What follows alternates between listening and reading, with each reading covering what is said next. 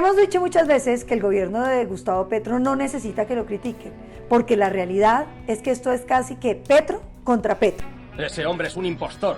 El impostor eres tú. Este es el mundo al revés. ¿Se acuerdan de la ministra Carolina Corcho? Tiene que haber una crisis explícita, clara. Efectivamente en eso estamos. Van a quebrar las EPS. Dice el gobierno que no les debe nada. ¿Y sabe por qué dice que no les debe? Porque le hicieron glosas a lo que les debe. Hay EPS a las que les deben casi 1 billón de pesos a cada una. Claro, deudas que vienen desde antes del 2022. Pero del 2022 acá también les deben una buena fracción. Porque recordemos que el sistema estaba herido desde el COVID, donde tuvimos que hacer unos esfuerzos gigantescos para salvar la vida de los colombianos, para que no viviéramos lo que vivieron varios países vecinos, donde los ciudadanos se morían en la calle. Un hombre que llegó vivo a urgencias y murió esperando ser atendido. Pues como no les pagan, las EPS anuncian que se pueden quebrar. Y el gobierno sale hoy, el ministro muy orondo, a decir lo siguiente.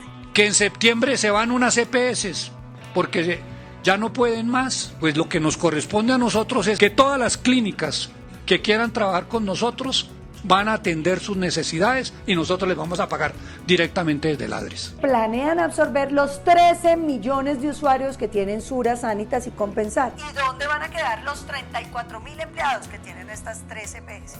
No es mi responsabilidad. Es tan falso que el Estado va a asumir el cuidado de estos colombianos que vayan y pregúntenle a los paisas de Sabia Salud quién los tiene actualmente. La realidad es que están dejando a los colombianos sin salud. Hay que hacerlos responsables de la muerte y de la enfermedad de tantos colombianos que se van a quedar sin EPS. Y a pesar de que traigan a la Corcho de vuelta, dice que ahora va a ser la nueva gerente o directora o lo que sea de la nueva EPS. Aquí lo que se fragua es que el gobierno, que tiene el 50-1 acción de la nueva EPS, va a adquirir la mayoría para poder montar a una activista bastante mediocre en su conocimiento, pero sobre todo graduada de déspota por todo el que la conoce, para que vaya a recibir los 13 millones de usuarios que se van a quedar sin EPS. Pues de malas. El sindicato de la educación FECODE ahora ha dicho que va a 24 horas a paro. FECODE anunció el cese de actividades. Una nueva jornada de cese de actividades por parte de los profesores. Porque no les parecen los proyectos que presentamos algunos congresistas, entre otras, el de bono escolar, que lo que busca es que la gente pobre de este país, vulnerable, pueda escoger entre la educación pública o la educación privada pagada por el Estado. Los colombianos tienen que tener garantía en el acceso y en la calidad, y el Estado tiene que poner la plata para eso, sin importar si el edificio es público o privado. Y vale la pena recordar que fue FECODE también la que demoró la entrada a clases de todos los niños del sector público. No presionen a nuestros directivos docentes, a nuestras comunidades educativas en la escuela de la presencialidad. Retorno definitivo a clases presenciales, FECODE manifestó su inconformidad. Mientras los niños del sector privado, después de la pandemia, entraron rápidamente a clases, el sector público se quedaron en la virtualidad. Aquí tenemos un plan de emergencia en caso de una huelga prolongada. A pesar de que muchos no tenían internet, no tenían computador, y a pesar de que los estudios rápidamente mostraron que esto disminuía la capacidad de formación y sobre todo los afectaba psicológicamente, porque eso sí dice la Constitución, que los derechos de los niños priman sobre todos los demás derechos. Pero eso a quién le importa, porque fíjense lo que pasó en Santa Marta, donde por irse a una reunión política para decidir votar por la hermana del gobernador, los niños se quedaron sin clases. No les importa robarse el tiempo de los niños, y para solucionar el problema, en la reforma de la educación se acaban las pruebas saber, de manera que ya no va a haber capacidad para saber que la educación pública en Colombia es pésima. Algún desequilibrado ha robado todos los libros para maestro de la escuela. ¿Qué hacemos? Declara estado de emergencia. Así son las tablas de multiplicar. Y hablando de salud, el presidente Petro sigue cancelando los eventos. Ya no llevamos ni la cuenta de cuántos ha cancelado. Dijo que no iba a hablar con la ANDI y los empresarios porque era una encerrona, pero tampoco quiso ir a hablar con el Consejo Gremial. Y cancela, no solamente a los empresarios,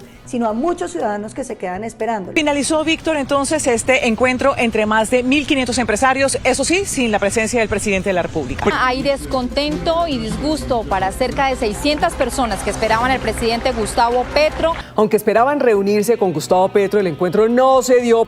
Se ha pedido que se haga un examen médico. La pregunta, por supuesto, es ¿qué EPS le va a hacer el examen al presidente? Presidente, ¿usted está afiliado a una EPS privada o pública? El presidente está indispuesto para ver a mucha gente, pero eso sí, para visitar a Nicolásito le quedó el tiempo. Queda la pregunta de si Nicolás violentó la orden del juez que le dijo explícitamente que no se podía reunir con quienes estaban involucrados en el caso. Y recordemos nuevamente que toda esta cantidad de plata en maletas, en efectivo, iba para la campaña Petro Presidente. En más de 600 municipios en Colombia están en peligro las elecciones. La Defensoría dijo que hay 286 municipios en alto riesgo. Hay otros 184 en riesgo mediano, 113 en alerta máxima y otros 93 con un riesgo moderado. Pero dijo el presidente, ¿qué va? ¿Cómo le paran bolas a eso? Apenas hay 17 municipios en problemas. Y eso que no les quiso contar, que ya hay municipios en Colombia donde los alcaldes no están despachando desde su municipio, sino desde las capitales, porque los grupos ilegales lo sacaron. Ya vienen las soluciones. Ahora viene la ley de reconciliación. También los narcotraficantes tienen aquí un camino. El camino directo a la impunidad, a los beneficios y a todo lo que el presidente quiere darle a la criminalidad. La reconciliación es sabrosa, solo se hace con los que tienen las manos manchaditas de sangre. Vale la pena que los colombianos vean esta pieza que muestra lo que queda de la impunidad. Llegamos a la política mediante el ejercicio de las armas. Pero como en esta semana no había tema, radicaron también la reforma laboral. Lo que quieren generar es todavía más desempleo, más informalidad, para que los subsidios caigan mejor, pero sobre todo para que la economía popular no se dedique al 60%, sino ojalá al 70% o al 80% de la población. Este es el mundo al revés. El gobierno no puede seguir por el camino de creer que la paz es una concesión que le hacen los violentos a una sociedad. Las sociedades que han logrado vivir en paz es porque aplican la ley, y porque todo aquel que incumple la ley termina en la cárcel.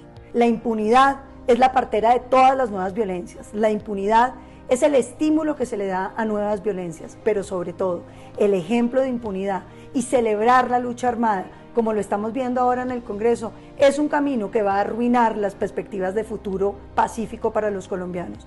El gobierno debe entender que si no hay un Estado fuerte que utilice la autoridad para hacer defender la ley y sobre todo que genere los incentivos para que el ciudadano que se porta bien reciba los beneficios y no el matón que deja de matar, el que reciba los beneficios, Colombia no va a encontrar paz. La paz surge de un Estado fuerte, lo contrario es violencia.